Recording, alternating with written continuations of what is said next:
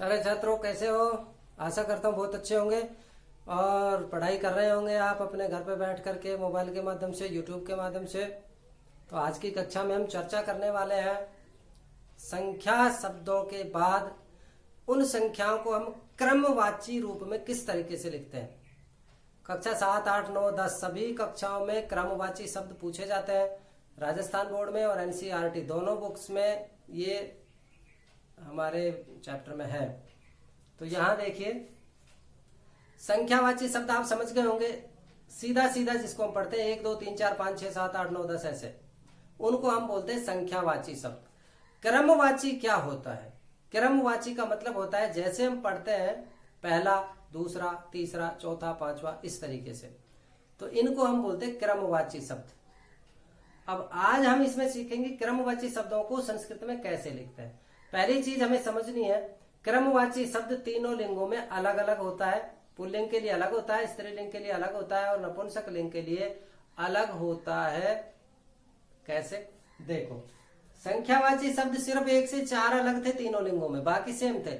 लेकिन क्रमवाची शब्द शुरू से ही सारे के सारे तीनों लिंगों में अलग होंगे। जैसे यहाँ पे हमने लिखा एक का क्रमवाची होता है पहला या पहली।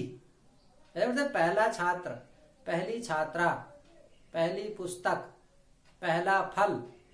तो यहाँ पहला, पहली, इस तरीके के क्रमवाची के लिए यहाँ पे संस्कृत में शब्द पुल्लिंग, स्त्रीलिंग और नपुंसक लिंग तीनों लिंगों में अलग अलग होता है। जो मैंने बोर्ड पे लिखे है, आप इनको एक एक करके देखिए, बार बार पढ़िए, 3 से 4 बार वीडियो को देखिए। अच्छा लगे तो लाइक का बटन दबाएं, अच्छा नहीं लगे तो डिसलाइक का बटन दबाएं। चैनल को सब्सक्राइब करें, शेयर करें अपने दोस्तों के साथ, घंटी का बटन दबाएं ताकि आगे आने वाली संस्कृत व्याकरण की और वैदिक गणित की जितनी भी वीडियो है उनका मैसेज आपको समय पर तुरंत मिल जाए।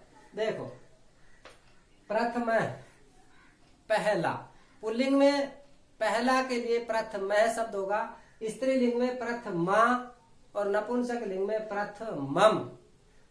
तो आप समझ गए होंगे कि जहां आ की मात्रा लगे ज्यादातर स्त्रीलिंग होते हैं, बड़ी ई की मात्रा के ज्यादातर शब्द स्त्रीलिंग होते हैं, और जहां अंत में हलंत वाला मैं होता है वहां अधिकतम संख्याएं नपुंसक लिंग में आ रही है। तो यहां देखो, प्रथम, पहला। पुल्लिंग के पहले हम देख लेते एक बार। द्वितीय, तृतीय, चतुर्थ, पंचम, षष्ठ। यहां सबसे ज्यादा कंफ्यूजन होता है छात्रों को। छठा, इसके लिए संस्कृत का जो शब्द बनता है यहां सभी में मैं आता है। पंचमम, सप्तमम, अष्टमम, नवमम, दसमम। लेकिन यहां क्या होगा? षष्ठम नहीं होगा। बहुत से छात्र षष्ठम मैं कर देते हैं, जो गलत हो जाता है। तो यहां आपको ध्यान रखना है, एक अपवाद स्वरूप इसको समझ सकते हैं। छठा, इसके लिए संस्कृत बनेगी षष्ठ है, सप्तम है, अष्टम है, नवम है, दशम है। पहला, दूसरा, तीसरा, चौथा, पांचवा, छठा, सातवां, आठवां, नवा, 10वां। पुल्लिंग के लिए इन शब्दों का प्रयोग हम संस्कृत में करते हैं। स्त्रीलिंग में देखो, प्रथमा, प्रथम माने पहला, प्रथमा माने द्वितीय, पहली। जब हम विभक्ति पढ़ेंगे तो विभक्ति शब्द स्वयं स्त्रीलिंग का है, इसलिए वहां विभक्तियां हम 7 तक विभक्तियां पढ़ते, प्रथमा, द्वितीय, तृतीय, चतुर्थी, पंचमी, षष्ठी, सप्तमी। वही चीज यहाँ पे है, वो स्त्रीलिंग के ही शब्द वहां है, स्त्रीलिंग के ही है। प्रथमा, द्वितीय, तृतीय, चतुर्थी, पंचमी, षष्ठी। षष्ठमी नहीं होता, ये ध्यान रखना है। षष्ठी, सप्तमी, अष्टमी, नवमी और दशमी, ये स्त्रीलिंग के शब्द हैं। बार बार इनको देखें, वीडियो को पॉज करके आप अपनी कॉपी में उतारें और इसको बार बार पढ़ें। कॉपी में नहीं उतारते तो वीडियो को 2-2, 3-3 बार चला के आप देखो, आपको बहुत अच्छे से याद हो जाएंगे।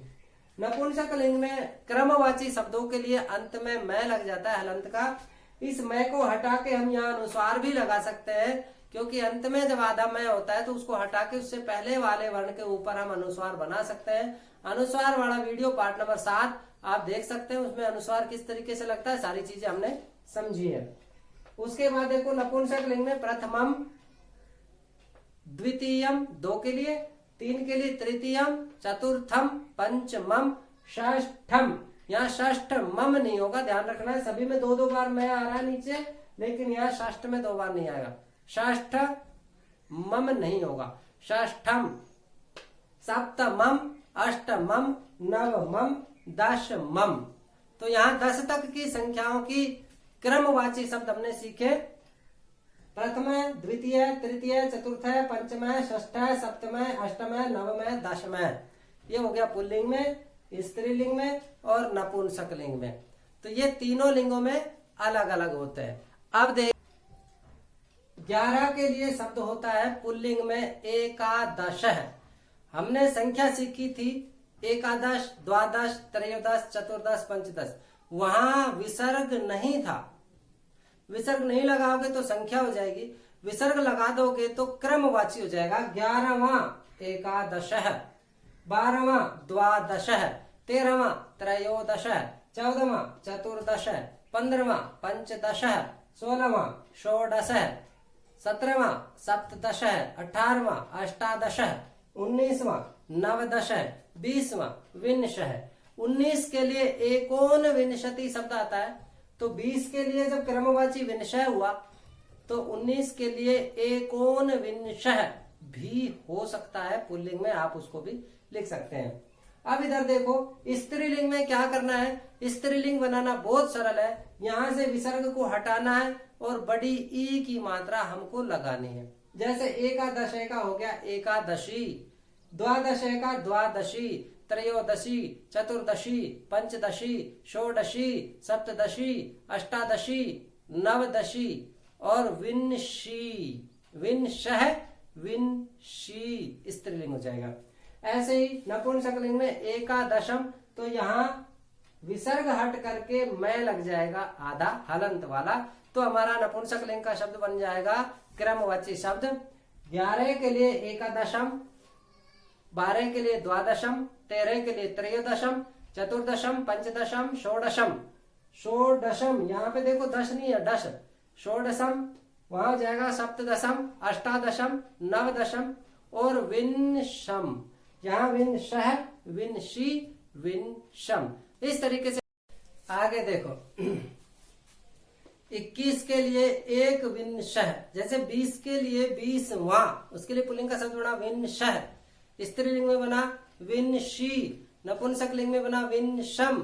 सेम वही चीज है, बस आगे हमने 1, 2, 3, चतुर ऐसे जोड़ते चले गए। 21, 22, 23 की गिनती जो हमने सीखी, संख्या ज्ञान वाला पार्ट आप देख सकते हैं, पार्ट नंबर 13 और पार्ट नंबर 14। तो यहाँ देखो एक विंशः पुल्लिंग में हो गया, एक द्वाविंशः 22वां, त्रयोविंशः 23वां, चतुर्विंशः 24वां। ध्यान देने की बात है कि विंशे में जो ये अनुस्वार लगा हुआ है ये वी के ऊपर है, श के ऊपर नहीं है। विंशति में भी वी के ऊपर हमको लगाना है, ये ध्यान रखना है। 25 के लिए पंचविंशः, 26 के लिए षड्विंशः, 27 के लिए सप्तविंशः, 28 के लिए अष्टविंशः, 29 के लिए नवविंशः और 30 के लिए त्रिंशः। ध्यान दें त्रि छोटा है, त्रिंशत माने 30 होता है, तय हट जाएगा, अनुस्वार विसर्ग लग जाएगा 30वां। ये पुल्लिंग के शब्द थे। अब इनको स्त्रीलिंग बनाने के लिए कुछ नहीं करना है, अनुस्वार इसमें पीछे जो विसर्ग लगा हुआ है इस विसर्ग को हटा देंगे और इसकी जगह ई की मात्रा हम जोड़ देंगे। हमारा स्त्रीलिंग का शब्द बन जाएगा एक विंशी, द्वाविंशी, त्रयोविंशी, चतुर्विंशी, पंचविंशी, षड्विंशी, सप्तविंशी, अष्टविंशी, नवविंशी और त्रिंशी। त्रिंशः, त्रिंशी, त्रिंशम नपुंसक लिंग में हो जाएगा। ऐसे ही नपुंसक लिंग बनाने के लिए एक विंशम, द्वाविंशम, त्रयोविंशम, चतुर्विंशम, इस विसर्ग को हटाना है और वहां पर आधा मैं हमको जोड़ना है। इस तरीके से हम यहाँ क्रमवाची संख्याओं को बना सकते हैं। आगे चलिए 31 के लिए एक त्रिंशः पुल्लिंग में हो जाएगा, एक त्रिंशी स्त्रीलिंग में हो जाएगा और एक त्रिंशम नपुंसक लिंग में हो जाएगा, जिसका अर्थ होगा 31वां, 31वीं, 31वां। ऐसी 32 के लिए द्वात्रिंशत शब्द होता है, तो द्वात्रिंशत संख्या होती है 32 और 32वां के लिए उस हलंत के तय को हटा के विसर्ग हमको यहाँ पर जोड़ देना है। तो द्वात्रिंशः, त्रयस्त्रिंशः, चतुर्त्रिंशः, पंचत्रिंशः, षट्त्रिंशः, सप्तत्रिंशः, अष्टत्रिंशः, नवत्रिंशः और चत्वारिंशः, ये सारे पुल्लिंग के शब्द हमारे यहाँ पर बन गए। इनको आप सभी को लिख सकते हैं कॉपी में, लिख करके बार बार इसको पढ़ेंगे, 2 बार 3 बार के पढ़ने से आपको ये याद हो जाएंगे। इनका तरीका समझ में आ जाएगा किस तरीके से संख्याएं बन रही है। जैसे 1 2 3 4 5 6 7 8 और 9, ये हम शुरू में जोड़ रहे हैं, बाकी वही त्रिंश सभी में आ रहा है। अब इसी का स्त्रीलिंग बनाने के लिए एक त्रिंशी और एक त्रिंशम। 40 के लिए चत्वारिंशः, चत्वारिंशत् शब्द होता है तो तय हट जाएगा, विसर्ग आ जाएगा, चत्वारिंशः, चत्वारिंशी, चत्वारिंशम, ये 40वां 40वीं 40वां, उसके लिए संस्कृत शब्द बन जाएगा। 41 से लेके 49 तक आपको स्वयं बनाने हैं। कैसे बनाएंगे? 41 को हम संस्कृत में जैसे क्या लिखते हैं वो वीडियो आप पार्ट नंबर 13 देख सकते हैं संख्या ज्ञान का, पार्ट नंबर 14 आप देख सकते हैं संख्या ज्ञान का, उसके आधार पे सीख सकते हैं। यहाँ भी आप समझ सकते हैं, जैसे यहाँ 1 लगाया तो यहाँ 1 चत्वारिंशः, द्विचत्वारिंशः, त्रिचत्वारिंशः, चतुश्चत्वारिंशः, पंचचत्वारिंशः, षट्चत्वारिंशः, सप्तचत्वारिंशः, अष्टचत्वारिंशः और नवचत्वारिंशः, ये पुल्लिंग में हमारे शब्द बन जाएंगे। ई की मात्रा लगा देंगे स्त्रीलिंग हो जाएगा, मात्रा हटा करके मैं लगा देंगे तो हमारा नपुंसकलिंग हो जाएगा। उसके बाद देखो यहाँ 50 के लिए पुल्लिंग शब्द है पंचाशः, पंचाशत होता है तो तय हट जाएगा, विसर्ग लग जाएगा। त्रिंशत्, चत्वारिंशत् और पंचाशत, तीनों में अंत में तय आता है, तय को हटा दो, विसर्ग लगा दो तो ये हमारा क्रमवाची शब्द बन जाएगा। 50 स्त्रीलिंग में पंचाशी और नपुंसकलिंग में पंचाशम।